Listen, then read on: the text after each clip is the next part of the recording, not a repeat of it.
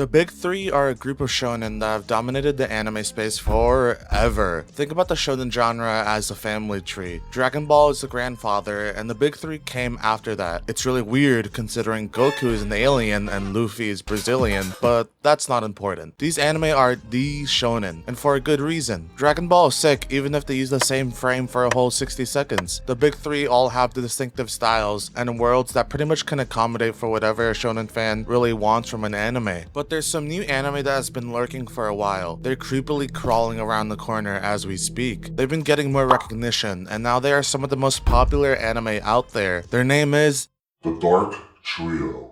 I know. The name sounds like a middle schooler trying to imitate Shadow the Hedgehog made it up. This is like taking candy from a baby, which is fine by me. The fact that this could be entirely true is so funny. But despite this cringe that makes me feel like jumping off a cliff, these anime are amazing. Jujutsu Kaisen is a story that drags you in with the promise of a cool power system, but keeps you watching because of the emotions it invokes in you. Chainsaw Man is a roller coaster of events with its steep plot points. It doesn't hold its punches with a twist and character design.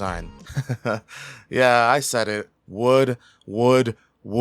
Wait a minute. Hell's Paradise has a mystical setting where none of the characters we follow are safe from the island they're on. They're not only amazing, but they're distinct from other anime in the same genre, but close enough to each other to form a connection between them that no other group has had since the big three. Shonen during the lull between the big three and the Dark Trio haven't really had anything in common connecting them. I mean, what is there to have in common between My Hero with its 23 training arcs and the satirical Saitama who rocks up and just pounds the hell out of whatever is in his way? I want to talk about this new wave that these anime are bringing with them, with unique stories and certain characteristics about them that are breathing fresh air into the genre. I think this is the start of a new age of shonen. I'm not saying this like a prophet or anything though, so don't completely believe me. I'm just some bum on the internet, or as British people would say, a bloke who likes his entertainment a bit too much and hopes for the best. Let's get into this small dive though. The first of the new age shonen to get an anime was Jujutsu Kaisen, with its first season dragging in so many new anime fans and shonen fans alike. I think some of them may have been deceived. I'm not saying that the story is disappointing or anything, but the first season definitely doesn't encapsulate the emotions that the series as a whole gives off. At first, the anime appears as a kitten trying to paw at you, while the later editions will look like a lion trying to claw out your heart. It is emotionally churning, and anyone invested in this world is going to feel the heat they're cooking with. That is the full range of the story. To go into specifics without saying anything that'll get my head cut off, the mangaka for JJK isn't afraid to make major changes. He cares more about the evolution of his world and characters than about keeping fans of his happy. There is a living world in his story, with moving parts and motivations that fuel these moving pieces. I'm not saying that other shonen don't have this, but I feel like JJK takes it to another level, and to its extreme when talking about story-changing movements. It's on the level of going out with a group of friends, watching one of them order a bottle of vodka, and instead of sharing shots, they down the whole bottle.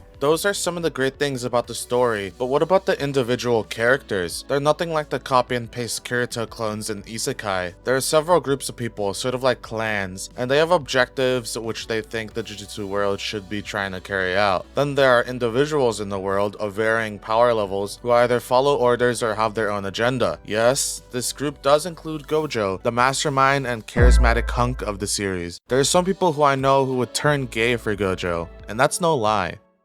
I'm people, by the way. I would turn gay. Our last group of individuals are the higher-ups of the Jujutsu world. They belong to the clans I mentioned beforehand, and they basically call the shots for the clans and the individuals. The people from the clans would most likely listen to the higher-ups, being their lapdog and the equivalent to sleeper agents in this world. You can't trust just anyone in this world because people will turn on each other. Despite there being the very clear opposing force of curses, I feel like I'm watching a daytime soap opera in this sense, but with higher stakes like the world collapsing. Many of the characters who we meet and find ourselves attached to are part of the individuals with no apparent bias. They're free from the shackles of oppressive force as far as media barricades. American viewers would love to be a part of this group. However, their freedom is soon blocked by restrictions that the higher-ups would place on them and have it enforced by the clans. As we all know though, shonen characters have other ideas in mind. Some characters would stealthily go about their rebellion, while others would willingly admit that they could commit murder, which I think is one.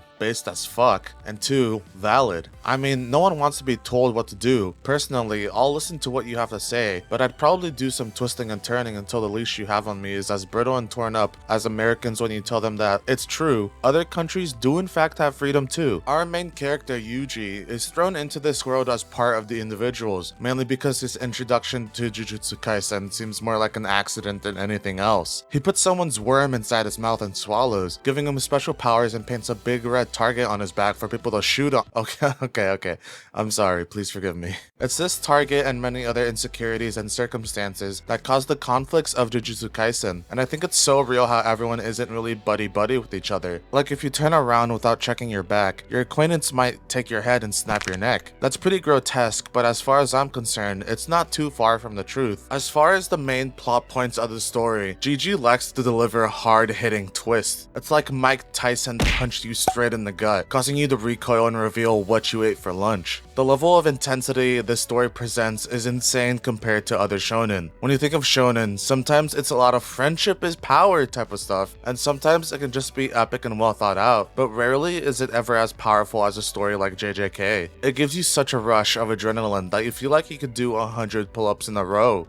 Then you crash and your arms fall off. There are other, smaller bits that are specific to JJK that improve the quality of the story. The one bit that a friend pointed out to me once is that the people fighting gang up on each other. There's no waiting for your turn like a goody two-shoes. This ain't no JRPG. We're going back to the good old days of beat-em-up arcade cabinet games. This is definitely a perfect example of why JJK is a breath of fresh air for the genre. The mangaka is so willing to try out concepts that most authors do not even want to touch, and they do it so seamlessly. A good showing of this is the Yuji and Todo fight against Hanami. This has already been adapted in the anime, so you can more clearly see what I'm talking about. There isn't much breathing room in this fight to be had. Whether it's Yuji or Todo, one of them goes after Hanami, and while the first attack can be blocked, at the level we're at, the next cannot. I wouldn't compare it to a school bathroom brawl unless of course Goku was there. Each of the fights after this one never have too much of a pause between actions and keep your heart pumping. Some people could be at risk of a heart attack if they read the entirety of the Shibuya arc in one night. That's all I have to say for Jujutsu Kaisen. There are many other videos on YouTube talking about the genius that JJK is as a story. They'll tell you different things than I have, and that's because 1, I'm dumb, and 2, that's how many different ways there are to enjoy JJK. It tells such a riveting story, and the reason it is able to do that is because of the intricate world that GG has built up. To anyone who might be considering subscribing, I promise you that this is not the last time I will be talking about JJK as a series.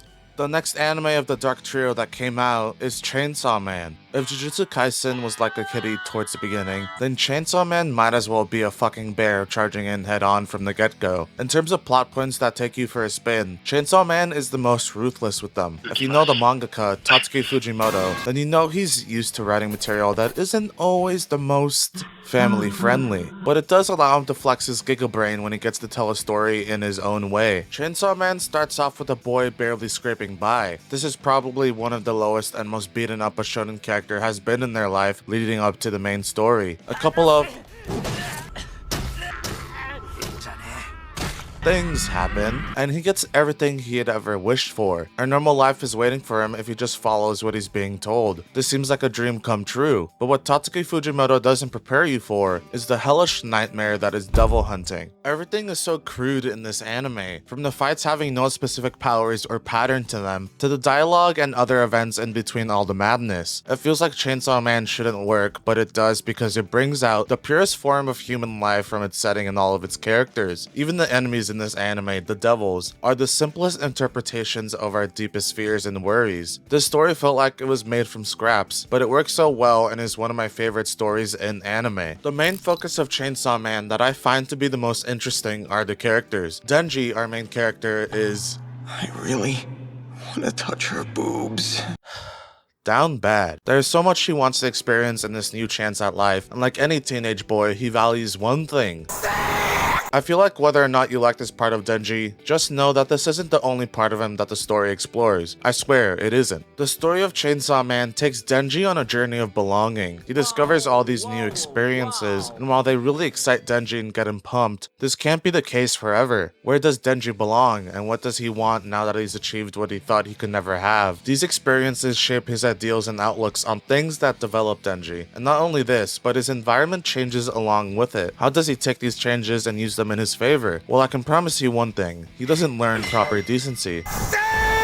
Tatsuki Fujimoto writes some of the silliest stuff in manga, but he paces it so well with character development and meaningful storytelling that it balances out as a story that resembles real life almost too closely. If this doesn't convince you that Chainsaw Man is a league above the rest, like if a Battle Shonen fan is like, but what about the fights? Then oh boy, you should be excited for what's in store. There are fights that rival the greatness and chaos that will be Mark Zuckerberg and Elon Musk's cage match. Can't wait for the lizard guy to fight the Gundam. Chainsaw Man is a one-of-a-kind show where the events that happen feel real, aka, I know it's fiction and there's devils and stuff, but the characters all feel real, and the events that do happen in this made-up world feel realistic. If you get what I mean, great, but if you don't, I probably sound like a disheveled guy in an alleyway trying to tell you my great wisdom of the day. This was my take on Chainsaw Man, and you should really check it out if you somehow haven't.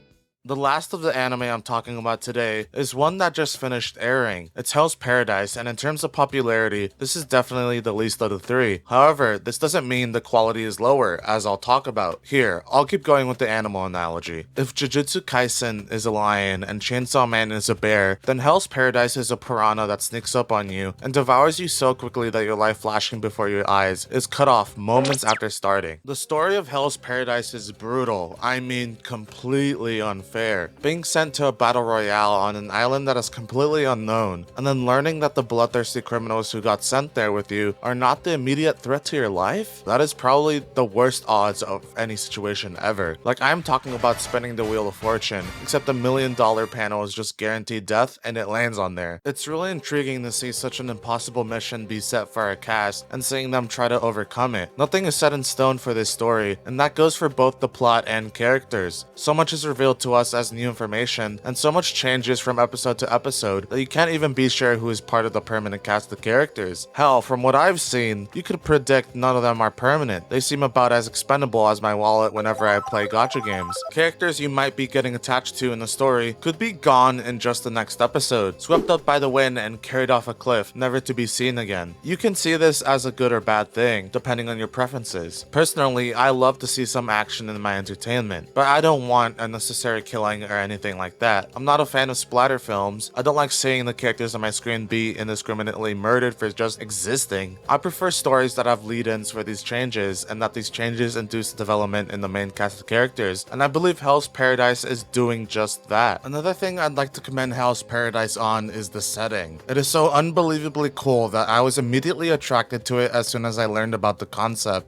There's a mystery that is slowly unveiling itself to the viewers, like I'm a messed up deranged kid who just opened up Pandora's box, and I'm interested in what machinations are waiting for me in it. I wouldn't want to get anywhere near this island, I wouldn't want to get in a 10-mile radius of it, but if I can watch from the safety of my home, I mean shit. That's golden. Much like Jujutsu Kaisen, some of the characters are discriminated against for one reason or another, whether it's being part of an indigenous tribe or simply being a woman. These characters have not seen the best days. Multiply that by the magnitude of being on such a dangerous and treacherous island, and you have probably the worst time of your life. Nothing could top it. Not even forgetting to write your final paper before going on a camping trip. Could never be me. Anyhow, the people of this anime don't have it the best. So when I tell you that I am saying all of this when I haven't even gotten halfway through the manga, oh man, that has gotta tell you that it could get so much worse from here on out. But it could also look up for them. Maybe the island will turn into a Maple Story level and there will be shining stars under the night sky. Who knows? This anime has already proven to have such a good basis, and with the infinite amount of plot twists they could include into the latter half of the story, I can't imagine that anime-only viewers will be upset by the outcome. This is the peak of action anime, but it doesn't have to be the end of this era. I think these three shonen are bringing about a new age of shonen. There will be new manga that don't always do everything the conventional way. These manga will generate ideas for upcoming mangakas who realize that if they want a better shot at being the next Chainsaw Man, they need to excel at what they do best as an author. For Tatsuki Fujimoto, it's storytelling. For Gigi, it's characters and the power system. For Yuji, it's the world building. At least, this is what shines to me the most in these series. There will be new shonen to take the place of these anime once they end. It will be great and a paradise for shonen fans. I wasn't always a shonen fan, you know. I was a slice of life junkie for the longest time. I would sit around for hours at a time and finish entire anime about cute girls doing cute things. Sometimes it would be some of the blandest content out there, literally watching paint dry. But these stories reignited my love for action-packed, thought-provoking stories with good development, and I'm grateful for that.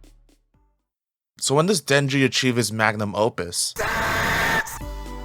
Thanks for watching this video. I hope you liked it. If you want to see more videos of mine in the future, which most definitely will include more shonen, then make sure to subscribe. If you really want to see extra content regarding these 3 series, like the video and I might consider doing some special analysis videos. I also have a Twitter and Discord if you're interested in those. That's about it. Thanks for watching this video and I'll see you all next time.